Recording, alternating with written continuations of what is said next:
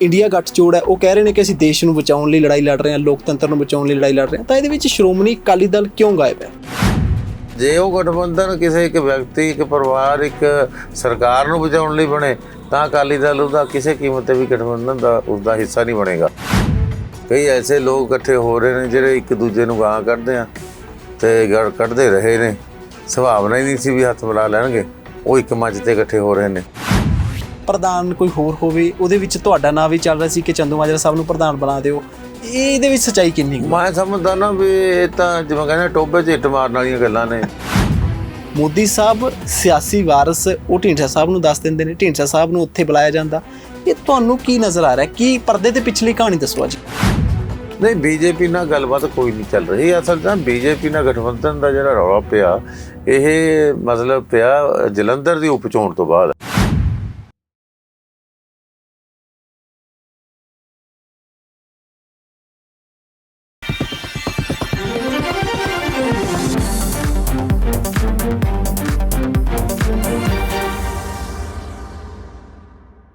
Prime Asia TV ਤੇ ਤੁਹਾਡਾ ਸਵਾਗਤ ਹੈ। ਮੈਂ ਹਾਂ ਆਨੰਦਪ੍ਰੀਤ ਸਿੰਘ। ਇਸ ਖਿੱਤੇ ਦੀ ਸਭ ਤੋਂ ਪੁਰਾਣੀ ਪਾਰਟੀ ਸ਼੍ਰੋਮਣੀ ਅਕਾਲੀ ਦਲ ਬੜੇ ਸੰਘਰਸ਼ਾਂ ਦੇ ਨਾਲ ਜਹਿਦਾਂ ਤੋਂ ਬਾਅਦ ਇਹ ਪਾਰਟੀ ਹੋਂਦ 'ਚ ਆਉਂਦੀ ਹੈ ਤੇ ਇਸ ਪਾਰਟੀ ਦਾ ਬੜਾ ਲੰਮਾ ਸੰਘਰਸ਼ ਹੈ ਤੇ ਇਸ ਖਿੱਤੇ ਦੇ ਲਈ ਸਭ ਤੋਂ ਵੱਧ ਸੰਘਰਸ਼ ਸ਼੍ਰੋਮਣੀ ਅਕਾਲੀ ਦਲ ਨੇ ਲੜੇ ਨੇ।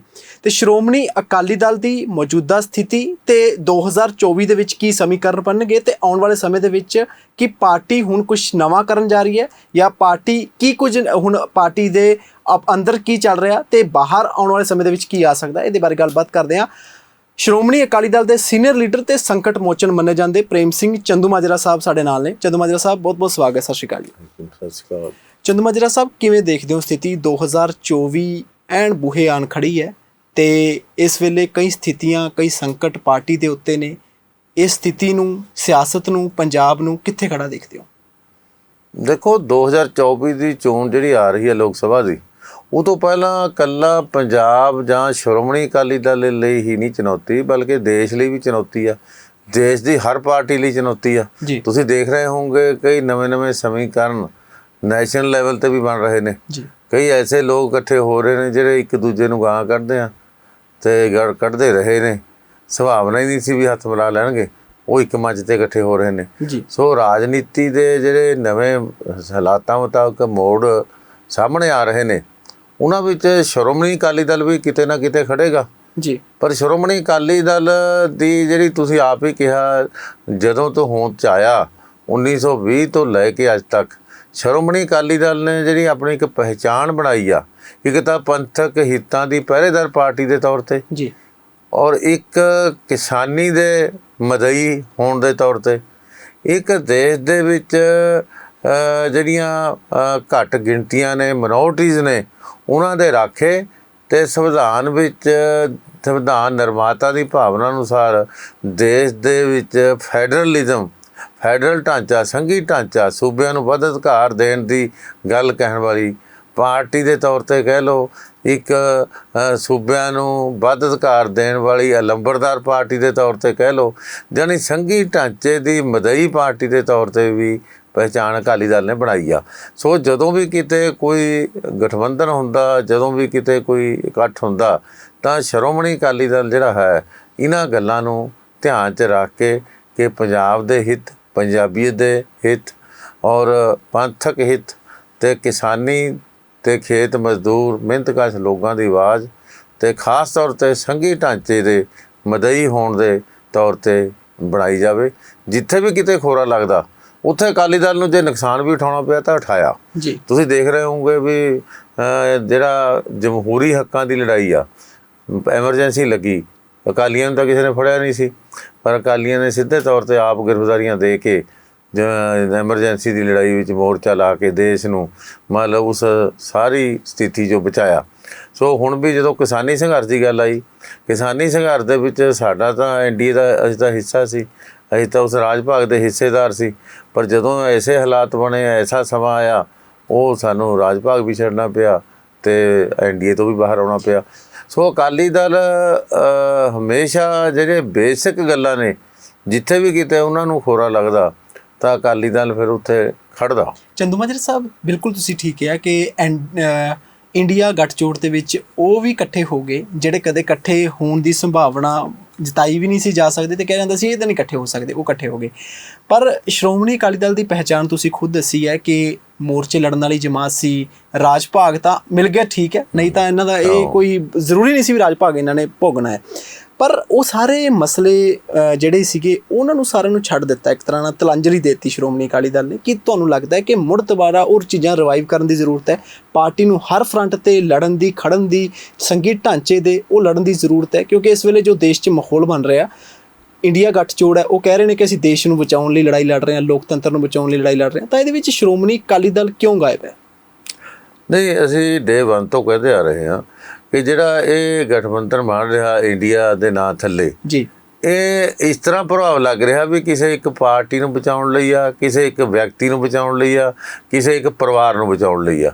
ਸਹੀ ਮਾਇਨੇ ਵਿੱਚ ਅਸੀਂ ਉਸੇ ਦਿਨ ਕਹਿਤਾ ਸੀ ਵੀ ਜੇ ਇਹ ਗਠਬੰਧਨ ਕਿਸੇ ਸਿਧਾਂਤ 'ਤੇ ਹੋਵੇ ਵੀ ਦੇਸ਼ ਦੇ ਅੰਦਰ ਜਿਹੜਾ ਘੱਟ ਗਿਣਤੀਆਂ ਦੀ ਇਨਸਿਕਿਉਰ ਹੋ ਰਹੀਆਂ ਨੇ, ਘੱਟ ਗਿਣਤੀਆਂ ਦੇ ਹਿੱਤਾਂ 'ਤੇ ਮਤਲਬ ਚੋਟ ਲੱਗ ਰਹੀ ਆ ਜਾਂ ਉਹਨਾਂ ਦੀ ਹੋਂਦ ਨੂੰ ਖਤਰਾ ਹੋਇਆ ਖੜਾ, ਤੇ ਉਹਦੀ ਆਵਾਜ਼ ਬਣੇ ਇਹ ਗਠਬੰਧਨ। ਤੇ ਦੂਜੇ ਪਾਸੇ ਦੇਸ਼ ਦੇ ਵਿੱਚ ਜਿਵੇਂ ਕੇਂਦਰ ਦੀ ਸੂਬਿਆਂ ਦੇ ਅਧਿਕਾਰ ਖੇਤਰ ਵਿੱਚ ਦਖਲਅੰਦਾਜ਼ੀ ਦਿਨੋਂ ਦਿਨ ਵੱਧ ਰਹੀ ਆ, ਉਹਨੂੰ ਰੋਕਣ ਦੀ ਆਵਾਜ਼ ਬਣੇ ਗਠਬੰਧਨ। ਜੀ, ਮਤਲਬ ਫੈਡਰਲਿਜ਼ਮ ਦੀ ਗੱਲ ਕਰੇ, ਜਿਵੇਂ ਸ੍ਰੀ ਅਨੰਦਪੁਰ ਸਾਹਿਬ ਦੇ ਮਤੇ 1978 ਦਾ ਜਿਹੜਾ ਲੁਧਿਆਣੇ ਅਸੀਂ ਪਾਸ ਕੀਤਾ, ਉਹਦੇ ਤੇ ਖੜੇ ਤਾਂ ਅਕਾਲੀ ਦਲ ਉਸ ਗਠਬੰਧਨ ਦਾ ਹਿੱਸਾ ਬਣ ਸਕਦਾ।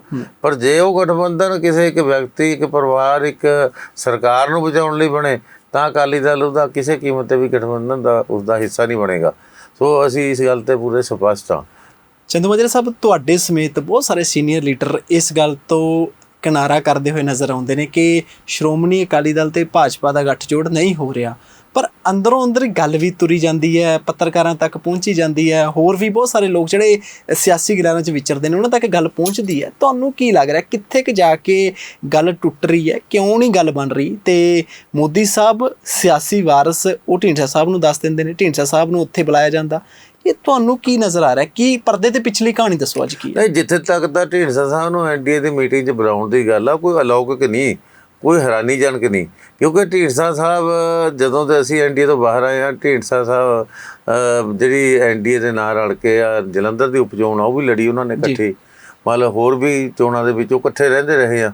ਸੋ ਉਹ ਐਨਡੀਏ ਦਾ ਹਿੱਸਾ ਨੇ, ਤੇ ਜਿਹੜਾ ਐਨਡੀਏ ਦਾ ਹਿੱਸਾ ਹੋਊ ਉਹੀ ਮੀਟਿੰਗ ਜਾਊ। ਸ਼੍ਰੋਮਣੀ ਅਕਾਲੀ ਦਲ ਜਿਸ ਦਿਨ ਤੋਂ ਐਨਡੀਏ ਤੋਂ ਬਾਹਰ ਆ ਗਿਆ ਤੇ ਫਿਰ ਜਦੋਂ ਐਨਡੀਏ ਦਾ ਹਿੱਸਾ ਹੀ ਹੈ ਨਹੀਂ ਤੇ ਫਿਰ ਉਹ ਮੀਟਿੰਗ 'ਚ ਨਾ ਉਹਨੂੰ ਬੁਲਾਇਆ ਜਾ ਸਕਦਾ ਸੀ, ਨਾ ਉਹ ਜਾ ਸਕਦਾ ਸੀ। ਸੋ ਇਹ ਤਾਂ ਇੱਕ ਗੱਲ ਆ। ਦੂਜੀ ਗੱਲ, ਜਿੱਥੇ ਤੱਕ ਬੀਜੇਪੀ ਨਾਲ ਗਠਬੰਧਨ ਦੀ ਗੱਲ ਆ, ਦੇਖੋ ਅਸੀਂ ਪਹਿਲਾਂ ਹੀ ਕਹਿੰਦੇ ਹਾਂ ਵੀ ਜਿਹੜਾ ਗਠਬੰਧਨ ਹੁੰਦਾ ਨਾ, ਅਲਾਇੰਸ ਹੁੰਦਾ, ਉਹ ਇੱਕ ਤਾਂ ਲੋੜ 'ਚ ਹੁੰਦਾ, ਲੋੜ ਦੋਵੇਂ ਧਿਰਾਂ ਨੂੰ ਹੋਵੇ ਤਾਂ ਹੁੰਦਾ। ਇੱਕ ਧਿਰ ਨੂੰ ਹੋਵੇ ਦੂਜੀ ਨੂੰ ਨਾ ਹੋਵੇ ਤਾਂ ਵੀ ਗਠਬੰਧਨ ਨਹੀਂ ਹੁੰਦਾ। ਜਦੋਂ ਦੋਵੇਂ ਧਿਰਾਂ ਨੂੰ ਲੋੜ ਹੋਵੇ ਤਾਂ ਹੋ ਜਾ ਕਰਦਾ। ਤੇ ਇੱਕ ਹਾਲਾਤ ਬਣਾਉਂਦੇ ਨੇ, ਕਈ ਵਾਰੀ ਸਿਚੁਏਸ਼ਨ ਐਸੀ ਬਣ ਜਾਂਦੀ ਆ ਜੀ, ਤੋ ਐਸੇ ਜੇ ਕੋਈ ਕਦੇ ਕਿਤੇ ਹਾਲਾਤ ਬਣਨ ਜਾਂ ਦੋਵੇਂ ਧਿਰਾਂ ਨੂੰ ਲੋੜ ਬਣੇ ਤਾਂ ਪੋਲਿਟਿਕਸ ਦੇ ਵਿੱਚ ਕੁਝ ਵੀ ਹੋ ਸਕਦਾ। ਅਦਰਵਾਈਜ਼ ਸ਼੍ਰੋਮਣੀ ਅਕਾਲੀ ਦਲ ਜਿਹੜਾ ਹੈ ਉਹ ਬੀਐਸਪੀ ਨਾਲ ਰਲ ਕੇ ਚੋਣ ਲੜੀ ਸੀ ਪਿੱਛੇ, ਔਰ ਬੀਐਸਪੀ ਤੇ ਅਕਾਲੀ ਦਲ ਦਾ ਗਠਬੰਧਨ, ਇਹਨੂੰ ਵੀ ਸਿਧਾਂਤਕ ਗਠਬੰਧਨ ਕਿਹਾ ਜਾ ਸਕਦਾ, ਕਿਉਂਕਿ ਕਿਸਾਨ ਤੇ ਖੇਤ ਮਜ਼ਦੂਰ ਜਿਹੜੇ ਨੇ ਜਦੋਂ ਇਕੱਠੇ ਹੋ ਜਾਂਦੇ ਨੇ। ਅੱਜ ਕਾਂਗਰਸ ਜਿਹੜੀ ਮੁਲਕ 'ਚ ਜ਼ਿਆਦਾ ਸਮਾਂ ਰਾਜ ਕਰ ਗਈ, ਉਹ ਕੇਵਲ ਇਸ ਕਰਕੇ ਕਰ ਗਈ, ਉਹਨਾਂ ਨੇ ਮਤਲਬ ਜਾਤ ਦੇ ਨਾਂ 'ਤੇ, ਧਰਮ ਦੇ ਨਾਂ 'ਤੇ, ਰੰਗ ਦੇ ਨਾਂ 'ਤੇ, ਇਲਾਕੇ ਦੇ ਨਾਂ 'ਤੇ ਲੋਕਾਂ ਨੂੰ ਲੜਾ ਕੇ, ਜੁੰਡੋ ਜੁੰਡੀ ਕਰਾ ਕੇ, ਫੁੱਟ ਪਾ ਕੇ ਰਾਜ ਕਰੇ। ਤੇ ਜੇ ਅਸੀਂ ਇਕੱਠੇ ਹੋ ਜਾਂਦੇ ਹਾਂ ਤਾਂ ਕੋਈ ਹਰਾਉਣ ਵਾਲਾ ਨਹੀਂ ਹੈ। ਸੋ ਇਸ ਲਈ ਇਹ ਜਿਹੜਾ ਅਕਾਲੀ ਦਲ ਬੀਐਸਪੀ ਦਾ ਗਠਬੰਧਨ ਆ, ਇਹਦੇ ਰਿਜ਼ਲਟ ਪਿੱਛੇ ਜੇ ਆਪਾਂ ਦੇਖੀਏ, ਜਦੋਂ ਇੱਕ ਵਾਰ ਅਸੀਂ ਇਕੱਠੇ ਚੋਣ ਲੜੇ ਸੀ ਤਾਂ ਉਹਦੇ ਬੜੇ ਵਧੀਆ ਰਿਜ਼ਲਟ ਆਏ ਸੀ। ਸੋ ਮੈਂ ਸਮਝਦਾ ਕਿ ਹੁਣ ਵੀ ਜਿਹੜਾ ਸਾਡਾ ਇਹ ਆਪਸੀ ਗੱਲ ਚੱਲ ਰਹੀ ਨਹੀਂ ਚੱਲ ਰਹੀ ਚੰਦੂਮਾਜਰਾ ਸਾਹਿਬ ਬੀਜੇਪੀ ਨਾਲ ਨਹੀਂ, ਬੀਜੇਪੀ ਨਾਲ ਗੱਲਬਾਤ ਕੋਈ ਨਹੀਂ ਚੱਲ ਰਹੀ। ਅਸਲ 'ਚ ਬੀਜੇਪੀ ਨਾਲ ਗਠਬੰਧਨ ਦਾ ਜਿਹੜਾ ਰੌਲਾ ਪਿਆ, ਇਹ ਮਤਲਬ ਪਿਆ ਜਲੰਧਰ ਦੀ ਉਪਚੋਣ ਤੋਂ ਬਾਅਦ ਜੀ। ਉਹ ਜਦੋਂ ਨਤੀਜਾ ਨਿਕਲਿਆ, ਜਦੋਂ ਵੋਟਾਂ ਦੀ ਗਿਣਤੀ ਆਈ ਤੇ ਗਿਣਤੀ ਮਿਣਤੀ ਦੇ ਵਿੱਚ ਇਹ ਹੋ ਗਿਆ ਵੀ ਜੇ ਦੋਨਾਂ ਪਾਰਟੀਆਂ ਦੀ ਵੋਟ ਗਿਣੀ ਜਾਵੇ ਬਰਾਬਰ, ਮਤਲਬ ਜਿੱਤਦੇ ਚਲੀ ਜਾਂਦੀ ਆ। ਤੇ ਆਮ ਵਰਕਰਾਂ 'ਚ, ਇਕੱਲੇ ਅਕਾਲੀ ਦਲ 'ਚ ਨਹੀਂ, ਬੀਜੇਪੀ ਦੇ ਵਿੱਚ ਵੀ ਵਰਕਰਾਂ 'ਚ ਵੀ, ਲੀਡਰਾਂ 'ਚ ਵੀ ਇੱਕ ਮਾਹੌਲ ਜਾਂ ਵਾਤਾਵਰਨ ਐਸਾ ਬਣ ਗਿਆ ਵੀ ਜੇ ਇਹ ਦੋ ਇਕੱਠੇ ਹੋ ਜਾਣ ਤਾਂ ਮਤਲਬ ਜਿੱਤ ਸਕਦੇ ਆ। ਸੋ ਜਦੋਂ ਇਸ ਤਰ੍ਹਾਂ ਦੀ ਚਰਚਾ ਚੱਲ ਜੇ ਤਾਂ ਉਹਦੇ ਵਿੱਚੋਂ ਕੋਈ ਨਾ ਕੋਈ ਕਿਆਸ ਰਹੀਆਂ, ਕੋਈ ਨਾ ਕੋਈ ਗੱਲਾਂ ਨਿਕਲਦੀਆਂ ਰਹਿੰਦੀਆਂ ਨੇ। ਚਰਚਾ ਤਾਂ ਇਹ ਵੀ ਚੱਲੀ ਹੈ ਕਿ ਬੀਜੇਪੀ ਕਹਿੰਦੀ ਕਿ ਸ਼੍ਰੋਮਣੀ ਅਕਾਲੀ ਦਲ ਆਪਣਾ ਪ੍ਰਧਾਨ ਬਦਲੇ, ਪ੍ਰਧਾਨ ਕੋਈ ਹੋਰ ਹੋਵੇ। ਉਹਦੇ ਵਿੱਚ ਤੁਹਾਡਾ ਨਾਂ ਵੀ ਚੱਲ ਰਿਹਾ ਸੀ ਕਿ ਚੰਦੂਮਾਜਰਾ ਸਾਹਿਬ ਨੂੰ ਪ੍ਰਧਾਨ ਬਣਾ ਦਿਓ। ਇਹਦੇ ਵਿੱਚ ਸੱਚਾਈ ਕਿੰਨੀ ਕੁ? ਮੈਂ ਸਮਝਦਾ ਨਾ ਵੀ ਇਹ ਤਾਂ ਜਿਵੇਂ ਕਹਿੰਦੇ ਟੋਭੇ 'ਚ ਇੱਟ ਮਾਰਨ ਵਾਲੀਆਂ ਗੱਲਾਂ ਨੇ, ਹਵਾ 'ਚ ਤੀਰ ਨੇ। ਮਤਲਬ ਇਹ ਗੱਲਾਂ ਜਦੋਂ ਕੋਈ ਅਧਿਕਾਰਤ ਤੌਰ ਤੇ ਗੱਲੇ ਨਹੀਂ ਚੱਲੀ, ਜੀ, ਜਦੋਂ ਕੋਈ ਫਾਰਮਲ ਤੌਰ ਤੇ ਫਾਰਮਲ ਕੋਈ ਤੌਰ ਤੇ ਮਤਲਬ ਕੋਈ ਗੱਲੇ ਨਾ ਹੋਈ ਹੋਵੇ, ਉਂਝ ਤੁਸੀਂ ਰਾਹ ਜਾਂਦੇ ਜੋ ਮਰਜ਼ੀ ਗੱਲਾਂ ਕਰੀ ਜਾਈਏ, ਉਹ ਤਾਂ ਗੱਲਾਂ ਹੋਰ ਹੁੰਦੀਆਂ ਨੇ। ਪਰ ਅਸਲੀ ਮੈਨੇ ਵਿੱਚ ਅਧਿਕਾਰਤ ਤੌਰ ਤੇ ਨਾ ਤਾਂ ਕੋਈ ਮੀਟਿੰਗ ਹੋਈ ਆ, ਨਾ ਕੋਈ ਗੱਲ ਚੱਲੀ ਆ। ਇਹ ਸਾਰੀਆਂ ਗੱਲਾਂ ਕਿਆਸ ਰਾਈਆਂ 'ਚ ਕਹਿ ਲਓ, ਇਹ ਅਸਾਰ ਜਿਹਨੂੰ ਕਹਿੰਦੇ ਆ ਉਹਨਾਂ 'ਚ ਕਹਿ ਲਓ, ਜਾਂ ਇਹ ਕਹਿ ਲਓ ਇੱਕ ਲੋਕ ਚਰਚਾ ਦੇ ਵਿੱਚੋਂ ਨਿਕਲੀਆਂ ਗੱਲਾਂ ਕਹਿ ਲਓ, ਪਰ ਉਹਨਾਂ ਦੇ ਵਿੱਚੋਂ ਅੱਗੇ ਤੇ ਅੱਗੇ ਗੱਲਾਂ ਬਣਦੀਆਂ। ਸ਼ਾਇਦ ਪਾਰਟੀ ਦੇ ਬਹੁਤ ਸਾਰੇ ਲੀਡਰ ਅੰਦਰ ਗੱਲ ਕਰਦੇ ਨੇ ਕਿ ਪ੍ਰਧਾਨ ਬਦਲਣਾ ਚਾਹੀਦਾ। ਚੰਦੂਮਾਜਰਾ ਸਾਹਿਬ ਦਾ ਨਾਂ ਚੱਲਦਾ ਹੈ, ਹੋਰ ਬਹੁਤ ਸਾਰੇ ਸੀਨੀਅਰ ਲੀਡਰ ਨੇ, ਉਹਨਾਂ ਦਾ ਨਾਂ ਚੱਲਦਾ। ਉਹ ਦੇਖੋ ਤੁਹਾਡੇ ਤੱਕ ਵੀ ਪਹੁੰਚਦੇ ਹੋਣਗੇ ਗੱਲਾਂ? ਦੇਖੋ ਗੱਲਾਂ ਤਾਂ ਸਾਡੇ ਤੱਕ ਵੀ ਪਹੁੰਚਦੀਆਂ ਨੇ, ਗੱਲਾਂ ਚੱਲਦੀਆਂ ਵੀ ਨੇ, ਗੱਲਾਂ ਚੱਲਦੀਆਂ ਰਹਿੰਦੀਆਂ ਨੇ। ਜਦੋਂ ਵੀ ਕਦੇ ਇਸ ਤਰ੍ਹਾਂ ਦੀ ਕੋਈ ਹੋਵੇ, ਮਤਲਬ ਕੋਈ ਨਾ ਕੋਈ ਚਰਚਾ ਚੱਲਦੀ ਰਹਿੰਦੀ ਆ ਜੀ। ਪਰ ਜਿੱਥੇ ਤੱਕ ਅਧਿਕਾਰਤ ਤੌਰ ਤੇ ਗੱਲ ਆ, ਉਹ ਅਜੇ ਤੱਕ ਕੋਈ ਗੱਲ ਨਾ ਹੋਈ ਆ ਤੇ ਨਾ ਕਿਸੇ ਨੇ ਮਤਲਬ ਉਸ ਤਰ੍ਹਾਂ ਦੀ ਗੱਲ ਅਜੇ ਜਿੱਤਨੇ ਹੋਏ ਨੇ। ਇਹ ਸਿਰਫ ਕਿਆਸ ਰਹੀਆਂ ਜਾਂ ਅੰਦਾਜ਼ੇ ਹੀ ਕਹਿ ਲਓ ਜੀ, ਮਤਲਬ ਹਵਾ 'ਚ ਤੀਰ ਹੀ ਆ।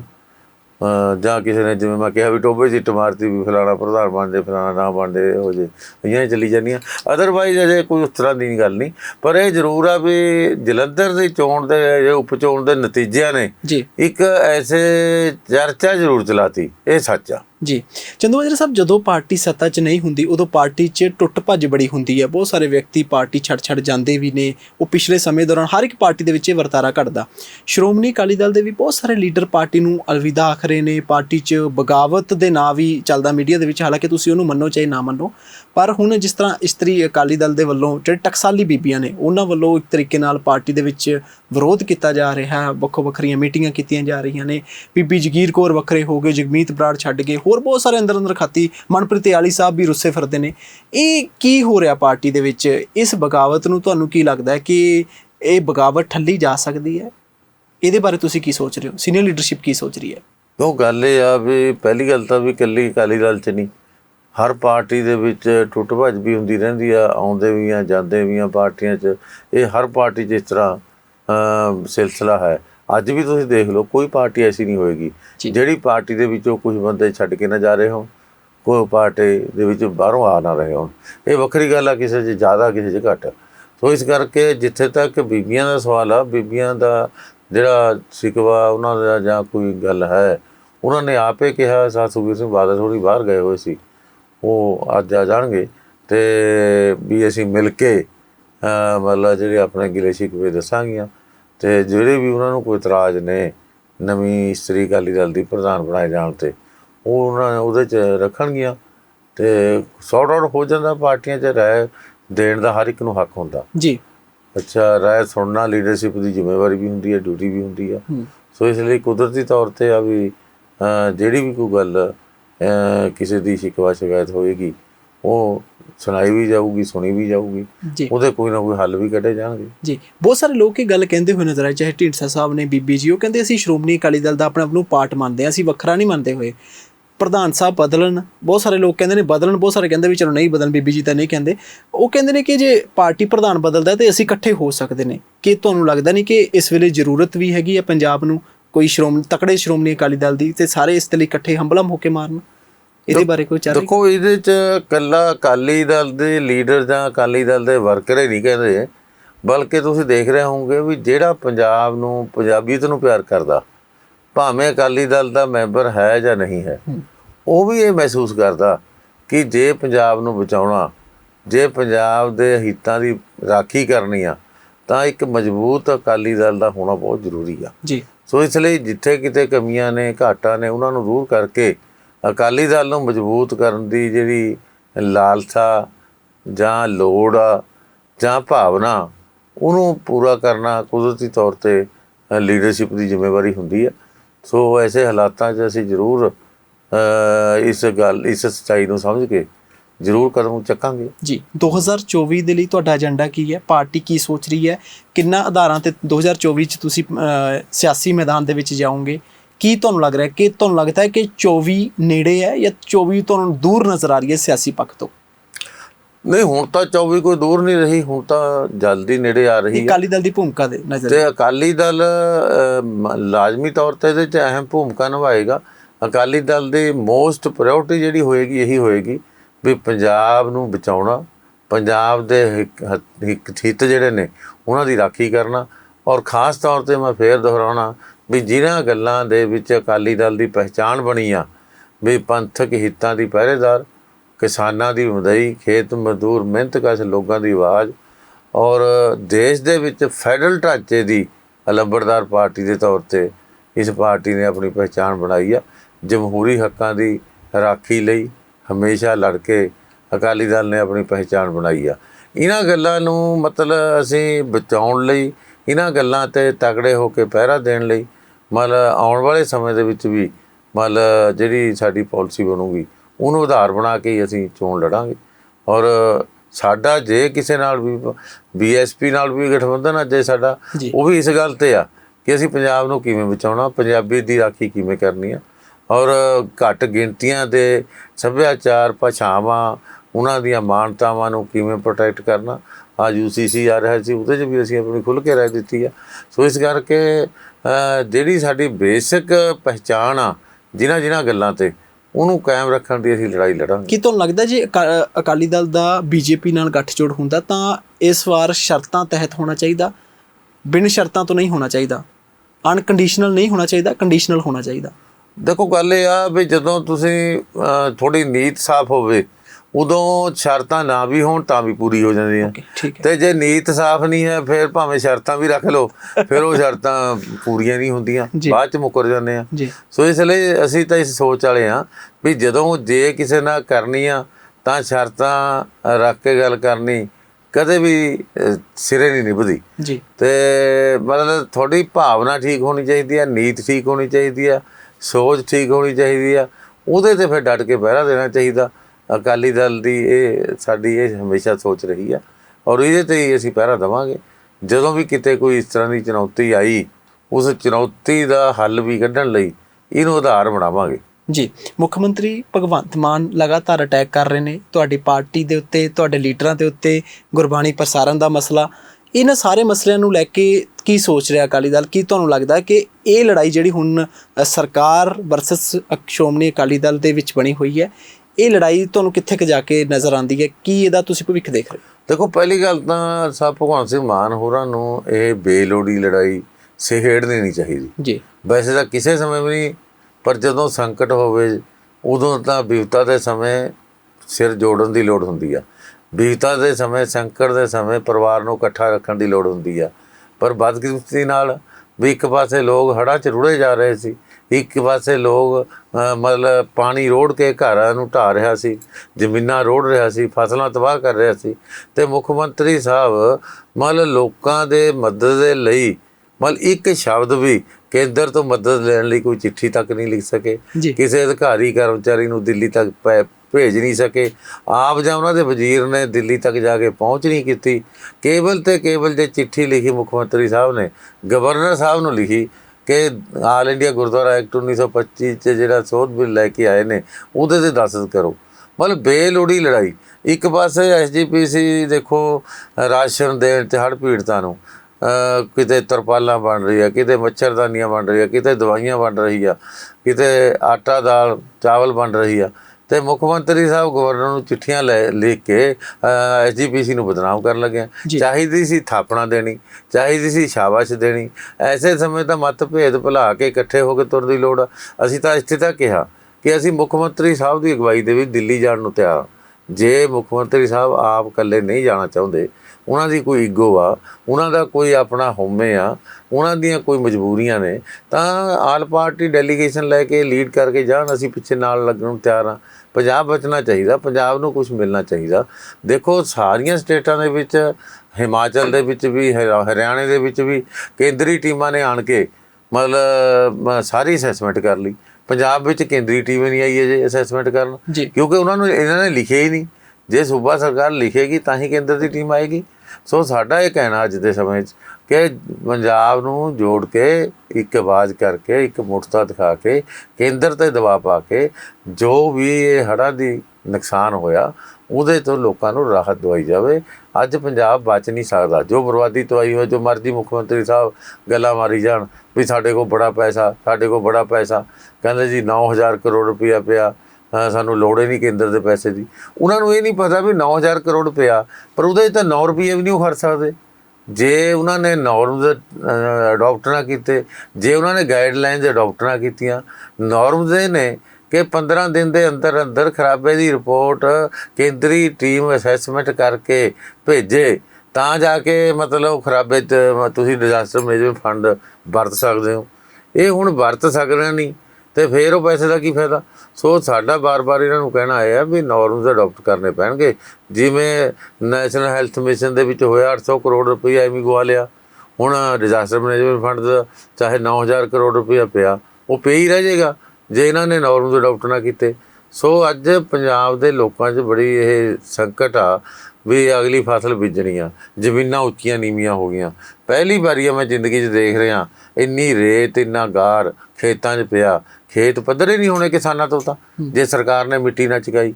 ਤੇ ਅੱਗੇ ਨੂੰ ਜੇਬ 'ਚ ਪੈਸਾ ਹੀ ਨਹੀਂ ਕਿਸੇ ਦੇ, ਨਾ ਬੀਜ ਖਰੀਦਣ ਨੂੰ ਆ, ਨਾ ਖਾਦ ਖਰੀਦਣ ਨੂੰ ਆ, ਨਾ ਡੀਜ਼ਲ ਖਰੀਦਣ ਨੂੰ ਆ। ਮਤਲਬ ਕਿਸਾਨ ਕੋਲ ਕਿਸ਼ਤ ਬੋਰਡ ਨੂੰ ਪੈਸਾ ਹੈ ਨਹੀਂ। ਮਤਲਬ ਸਰਕਾਰ ਨੂੰ ਇੱਕ ਵੱਡੇ ਪੱਧਰ 'ਤੇ ਸਟੈਪ ਲੈਣੇ ਪੈਣਗੇ। ਕੇਵਲ ਠੁਕਰਾ ਪਕੌੜੇ ਨਹੀਂ ਪੱਕਣੇ, ਕੁਛ ਕਰਕੇ ਦਿਖਾਉਣਾ ਪਊਗਾ। ਜੀ ਚੰਦੂਮਾਜਰਾ ਸਾਹਿਬ, ਅਖੀਰ ਦੇ ਵਿੱਚ ਪ੍ਰਾਈਮ ਏਸ਼ੀਆ ਟੀਵੀ ਦੇ ਜਿਹੜੇ ਪਰਿਵਾਰਕ ਮੈਂਬਰ ਨੇ ਤੁਹਾਨੂੰ ਦੇਖ ਰਹੇ ਨੇ, ਉਹਨਾਂ ਨੂੰ ਤੁਹਾਡੇ ਵੱਲੋਂ ਕੀ ਸੁਨੇਹਾ? ਪ੍ਰਾਈਮ ਏਸ਼ੀਆ ਟੀਵੀ 'ਤੇ ਮੈਂ ਧੰਨਵਾਦ ਕਰਦਾ ਔਰ ਇਹ ਸੱਚ ਅਤੇ ਹੱਕ ਦੀ ਆਵਾਜ਼ ਨੂੰ ਜਿਵੇਂ ਲੋਕਾਂ ਤੱਕ ਪਹੁੰਚਾਉਂਦੇ ਨੇ। ਔਰ ਮੈਂ ਸਮਝਦਾ ਜਰਨਲਿਜ਼ਮ ਦੀ ਇਹੀ ਇੱਕ ਪਿਰਤਾ, ਜਰਨਲਿਜ਼ਮ ਦੀ ਇਹੀ ਇੱਕ ਸ਼ੋਭਾ ਅੱਜ ਦੇ ਯੁੱਗ ਦੇ ਵਿੱਚ ਜਦੋਂ ਸੋਸ਼ਲ ਮੀਡੀਆ ਦੇ ਵਿੱਚ ਬੜਾ ਝੂਠ ਮਨ ਘੜਤ ਕਹਾਣੀਆਂ ਬਣਾ ਕੇ ਮਤਲਬ ਗਲਤ ਰੰਗਤ ਦਿੱਤੀ ਜਾਂਦੀ ਆ। ਹੁਣ ਕਈ ਵਾਰੀ ਗਲਤ ਆਈਡੀਆਂ ਹੀ ਬਣਾ ਲੈਂਦੇ ਨੇ, ਮਤਲਬ ਗਲਤ ਖਬਰਾਂ ਫੈਲਾ ਦਿੰਦੇ ਨੇ। ਮਤਲਬ ਅੱਜ ਕੱਲ੍ਹ ਬੜਾ ਸੰਕਟ ਆ ਸੋਸ਼ਲ ਮੀਡੀਆ ਨੇ, ਜਿੱਥੇ ਫਾਇਦੇ ਕੀਤੇ ਆ ਉੱਥੇ ਨੁਕਸਾਨ ਵੀ ਆ। ਐਸੇ ਚੁਣੌਤੀ ਭਰੇ ਸਮੇਂ ਵਿੱਚ ਪ੍ਰਾਈਮ ਏਸ਼ੀਆ ਵਰਗੀਆਂ ਜਿਹੜੇ ਅਦਾਰੇ ਨੇ ਸੱਚ ਦੀ ਆਵਾਜ਼ ਨੂੰ ਚਲਾ ਕੇ ਜਿਹੜਾ ਨਾਂ ਖੱਟ ਰਹੇ ਨੇ ਉਹ ਚੰਗੀ ਗੱਲ ਆ ਔਰ ਮੈਂ ਸਮਝਦਾ ਸਰੋਤੇ ਇਹਦਾ ਫਾਇਦਾ ਵੀ ਲੈ ਰਹੇ ਨੇ। ਜੀ ਬਹੁਤ ਸ਼ੁਕਰੀਆ ਚੰਦੂਮਾਜਰਾ ਸਾਹਿਬ, ਸਮੇਂ ਦਿੱਤਾ, ਧੰਨਵਾਦ ਜੀ। ਤਾਂ ਅੱਜ ਦੇ ਇਸ ਪ੍ਰੋਗਰਾਮ ਦੇ ਵਿੱਚ ਅਸੀਂ ਪ੍ਰੋਫੈਸਰ ਪ੍ਰੇਮ ਸਿੰਘ ਚੰਦੂਮਾਜਰਾ ਸਾਹਿਬ ਨੂੰ ਉਚੇਚੇ ਤੌਰ ਦੇ ਉੱਤੇ ਸਟੂਡੀਓ ਦੇ ਵਿੱਚ ਸੱਦਿਆ ਸੀ। ਕਈ ਗੱਲਾਂ ਬਾਤਾਂ ਹੋਈਆਂ ਪਾਰਟੀ ਦੇ ਮਤਲਕ ਤੇ 2024 ਦੇ ਲਈ ਰਣਨੀਤੀ ਕੀ ਹੋਏਗੀ, ਸਾਰੀਆਂ ਗੱਲਾਂ ਬਾਤਾਂ ਤੁਸੀਂ ਸੁਣੀਆਂ। ਇਸ ਪ੍ਰੋਗਰਾਮ ਦੇ ਸੰਬੰਧ 'ਚ ਤੁਹਾਡੇ ਸੁਝਾਅ ਟਿੱਪਣੀਆਂ ਉਹਨਾਂ ਦਾ ਸਾਨੂੰ ਇੰਤਜ਼ਾਰ ਰਹੇਗਾ। ਫਿਲਹਾਲ ਮੈਨੂੰ ਆਨੰਦਪ੍ਰੀਤ ਸਿੰਘ ਨੇ ਦਿਓ ਇਜਾਜ਼ਤ। ਵੇਖਦੇ ਰਹਿਣਾ ਪ੍ਰਾਈਮ ਏਸ਼ੀਆ ਟੀਵੀ, ਤੁਹਾਡਾ ਆਪਣਾ, ਤੁਹਾਡੇ ਲਈ।